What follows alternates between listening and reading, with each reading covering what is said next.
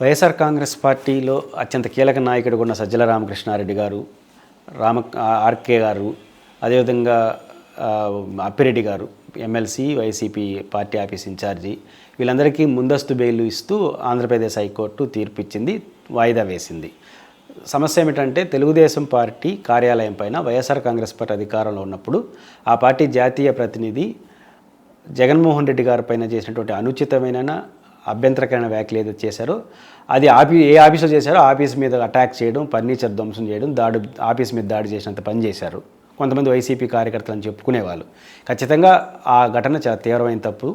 ఆ సందర్భంగా ఎవరైతే అధికార ప్రతినిధి చెప్పాడో అతనిపైన చట్టపరమైన చర్యలు తీసుకోవాలి, కానీ భౌతికంగా ఒక రాజకీయ పార్టీ ఆఫీస్ మీదకు పోవడం అనేది సరైనది కాదు. ఆ రోజు వైసీపీ చేసిన తప్పు అది. ఇప్పుడు తెలుగుదేశం పార్టీ అధికారంకి వచ్చిన ఆ కేసును మళ్ళీ తిరగదోలారు. ఈ క్రమంలో అదనంగా చేసిన పని ఏంటంటే ఆ సీసీ కెమెరాల ఆధారంగా చేసుకొని ఎవరైతే ఆ రోజు కేసులో భాగస్వాములు వాళ్ళందరినీ అరెస్ట్ చేసే ప్రయత్నం చేసి అరెస్ట్ చేశారు.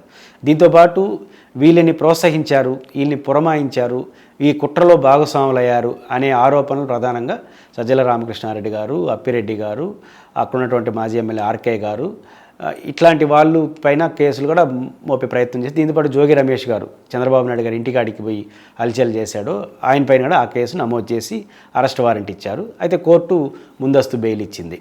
అయితే దీని పూర్వపరాలు మనం పరిశీలించినప్పుడు ఈ కేసు నిలుస్తుందా నిలవేదా, నిజాలు ఏంటో పోలీసులు తేలుస్తారు.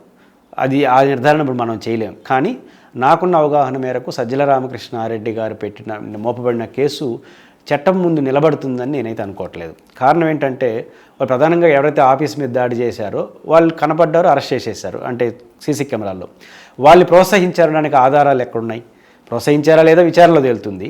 కానీ ప్రోత్సహించారనడానికి ఆన్ రికార్డ్ ఎవిడెన్స్ ఉంటాయి. వీళ్ళు ఆలోచన ఎట్టుందంటే పోలీసులది, పార్టీ ఆఫీస్ ఇన్ఛార్జి కాబట్టి అప్పిరెడ్డి గారు భాగస్వామి అంటారు, పార్టీ మొత్తాన్ని నడిపాడు కాబట్టి రామకృష్ణారెడ్డి గారు భాగస్వామి అంటాడు, మంగళగిరి ఎమ్మెల్యే ఉన్నట్టు ఆయన చేస్తుంటాడు. ఇట్లాంటి ఒక జనరలైజ్డ్ ఊహలతో, అనుమానాలతో ఆ కేసు పెట్టినట్టుగా అనిపిస్తుంది. కాబట్టి కేసు నిలిచే అవకాశం లేదు. రామకృష్ణారెడ్డి గారి పైన వీళ్ళపైన తగిన ఆధారాలు దొరకడానికి కూడా అంత సులభం కాదు.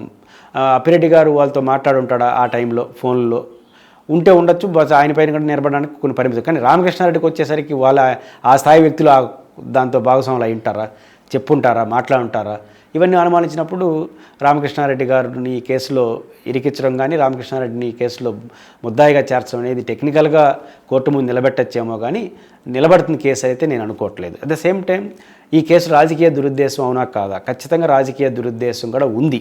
కాకపోతే ఒక తప్పు అయితే జరిగింది. వాళ్ళ ఆఫీస్ మీద పోవడం కరెక్ట్ కాదు. అదే జోగి రమేష్ కూడా చంద్రబాబు నాయుడు ఇంటికాడికి పోవడం కరెక్ట్ కాదు. కానీ ఇది కాబట్టి కరెక్ట్ కాదు కాబట్టి చట్టం ముందు అందరూ సమానం కాబట్టి తెలుగుదేశం పార్టీ చేసిందా అనుకుంటే తప్పు. వాళ్ళు నిజంగా చేయాలంటే ఈ కేసులోనే ఇన్వాల్వ్ అయిన ఇంకొకరిని కంటే చేయాలి కదా. ఇప్పుడు ఎవరి మీద అయితే ఆవేశపూర్వకంగా వెళ్ళారో వైసీపీ వాళ్ళు, ఆ ఆవేశపూరిత ప్రకటన ఏదైతే సీఎం గారిని ఉద్దేశించి తెలుగుదేశం అధికార ప్రతినిధి మాట్లాడు, ఆయన పైన కేసు కంటిన్యూ చేయాలి కదా, మరి ఆయన కూడా అరెస్ట్ చేయాలి కదా. అట్లే జోగి రమేష్ ఆడికి వెళ్ళడం తప్పే. కానీ వెళ్ళడానికి కారణం కొంతమంది తెలుగుదేశం నాయకులు జగన్మోహన్ రెడ్డి గారి పైన బూతులు తిడుతూ మాట్లాడారు. అప్పుడు ఒక తెలుగుదేశం పార్టీ నాయకుడు హోంమంత్రిని అది ఇది అని మాట్లాడాడు. దానికి ప్రశ్నించడానికి పోయినా అంటాడు, ప్రశ్నించే హక్కు ఈయనకి లేదు, దట్ ఈస్ డిఫరెంట్ ఇష్యూ. పోకూడదు, చట్టపరమైన చర్య తీసుకోవాలి. కానీ పోవడం తప్పే, దాన్ని అరెస్ట్ చేస్తారు. మరి ఆ సీఎం గారిని హోంమంత్రిని అప్పుడు తిట్టిన ఆ కేసులోనే ఉన్న ఆయన చట్టపరమైన చర్యలు తీసుకోగలరా? కాబట్టి అవన్నీ ఇప్పుడు వైసీపీ ఆఫీస్ మీద అధికారులు దాడి చేశారు. అధికారులు చట్టపరం ఇప్పుడు కోర్టులో ఏదైనా వ్యాఖ్యలు చేస్తారు, వాడిపైన అధికారులపైన సస్పెండ్ చేసేస్తారా? అంటే ఖచ్చితంగా రాజకీయ దురుద్దేశం ఉంది. బట్ టెక్నికల్గా వాళ్ళు ముందుకెళ్ళడానికి ఒక రీజన్ దొరికింది కాబట్టి వైసీపీ వాళ్ళు దాన్ని ఫేస్ చేయక తప్పదు. కానీ అల్టిమేట్గా ఈ కేసు ఎవరైతే దాడిలో పాల్గొన్నారో వాళ్ళు శిక్షకు గురవుతారు. అదర్ దెన్ తగిన ఆధారాలు దొరికే అవకాశాలు లేవు కాబట్టి ఇన్వాల్వ్మెంట్ ఉన్న పరిమితుల రీత్యా సజ్జల రామకృష్ణారెడ్డి గారి మీద ఈ కేసు నిలబడకపోవచ్చు అని అనుకుంటున్నాను.